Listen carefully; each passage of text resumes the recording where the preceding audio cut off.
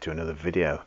Now I haven't done a video for a little bit as I've been busy doing stuff, and I'm a very busy stuff type person. But what I have been doing is I've been recapping a couple of Amiga 1200s, as you can see here. One of them I had to fit a clock port to. It was an early Amiga 1200 board, and the clock port was on the left hand side of the expansion port, not on the right hand side. And on the early boards, Commodore fitted them on the left, as that was to be the memory upgrade from 1MB chip to 2MB chip. Of course, this never happened, as Commodore never fitted 1MB to the A1200. It was all 2MB, so that was never used. I've also been listening to a Retro Asylum, which is the UK's #1 retro tech podcast. An award winner and very humorous in a British sort of way podcast. Now, I don't listen to podcasts very often, and it's taken me a long time to get around to listening to a podcast, but I find this deeply amusing. It speaks to me on many levels. They talk about things mostly that I remember and enjoy. I do tend to talk about consoles a bit. I'm not a console player, never have been. But the computer bits, especially the computer wars and various reviews and chats and play tests of various games, is very amusing. There's lots of different personalities, all vying for to get their point of view across. It's well worth listening to. So if you don't listen to the Retro Asylum podcast, please do. It's great fun, and I think you'll enjoy it. I mean, I'm in no way endorsed by Retro Asylum. It's just something I've been listening to, and I want to spread the word a little bit. Great fun, and very worthwhile listening to. And there's hundreds of episodes talking about games that you and I played in our youth, like Loom is a recent one, and various others. So it's great fun. Go listen to it. It's all freely available on the internet, Spotify, Apple thingamabob, whatever they listen to, iTunes, whatever it's called these days. Well worth playing. And that leads me on to one of the games. They have a game club feature where they do votes, and whoever wins the vote, that game is played for a month, and everyone joins in the community and plays a game. This month, WHB and Movie have tied to win. So I've been playing WHB, as I've never played that before, and that is the puzzle game that you can see before you. I'm making a bit of a hash of it, as I tend to press the wrong key and send it in the wrong direction. I'm going to be playing Movie, which is a game that I remember from my youth. Never had instructions. It was a copied pirate game. Never knew how to play it, but I thought it looked great. I like the premise of it. You're a 1950s detective solving something in some kind of 3D world for some reason, and the graphics are great on the ZX Spectrum. It really captured my imagination as a kid. Couldn't work it, didn't know what to do, never got very far, and got shot quite quickly. So I did play it recently, and I didn't get very far, got lost and got shot very quickly. So I've improved no end with age. Something else I've been playing recently is Antstream, which was brought to my attention by Retro Asylum, funnily enough. And it's an online streaming service where you can play 1,000+ games. You don't buy them, you don't rent them.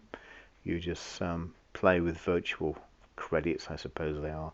Every time you log on, you get 100 or so credits, or whatever it is. You play a game, it takes 10 credits, and all the rest of it. And when your credits run out, you can watch an advert, and it tops it back up with credits, and away you go playing a game. It's a great way of playing games that you would not normally play. Like if you download an emulator, for example, you probably wouldn't play some obscure games that you've never heard of because you've never heard of them. With Antstream, everything's got a bright, colourful cover art, and a little video, sometimes a little picture showing you what's going on. It's quite interesting clicking on random games and seeing what they do. There's a lot of 64 games, a lot of Spectrum games, some CPC, there's a lot of adventure games, there's PC games appearing, as well as SNES and all the other stuff. So If you like to play games, you can even do multiplayer challenges as well, where someone sets a high score and you have to beat it, like a 60-second time run or whatever, as many points with one life and all this sort of thing. So the games have been manipulated to allow tournaments and competitions to be played. So again, great fun. Your name is put in the leaderboard so you can see where you are. I'm usually at the bottom of every leaderboard, but if you want to come and join me, please do. I'll be on Antstream at some point. So what else have I been doing this month? That's about it, in between working and trying to make ends meet in this rather dodgy climate that we live in. Everything seems to be going up in price. But one thing I have been doing, my APET project, the Amiga in a Pet, is coming along. The metalwork should be delivered to me shortly so I can start building the cases. I've only ordered 2 because I'm going to build them as prototypes and see if things work. So I've been doing that. And what else have I been doing? Oh, coming up there's the Sinclair's 40th birthday, and the Commodore 64 as well.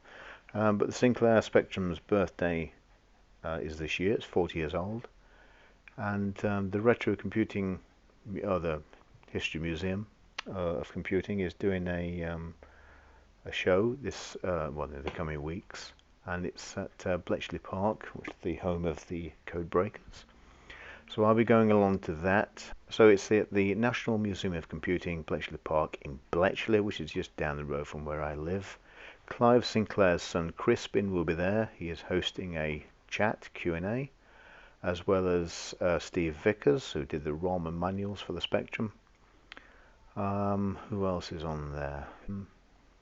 Yeah, Richard Altwasser is going to be there, and Steve Vickers and Crispin Sinclair. Okay, so it starts at 10:30, open to the public, and it closes at sort of 5:30. There's refreshments there, tea, coffee, all the rest of it. And it's going to have a couple of Q&A sessions. The museum is open, and it should be a good day.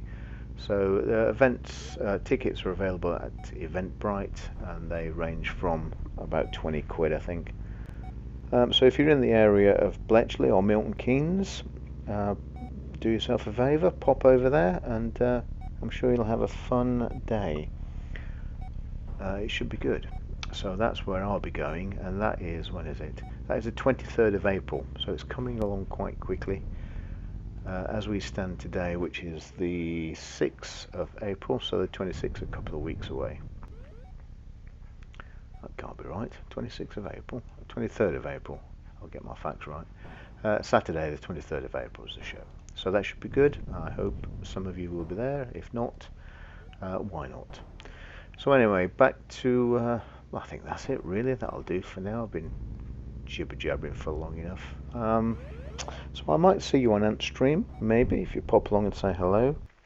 If not, I shall see you in the next video, where I'll be hopefully doing some more work on the APET. And that's about it. There's a few shows coming up this year, Amiga shows. I'm not sure where they are. I think there's one coming up in Germany towards the end of the year, or mid-year. So I might go to that. We shall see. But anyway, that will do for me, or from me rather. I'll see you in the next vid. Take care, and hopefully I'll see you soon. Goodbye for now.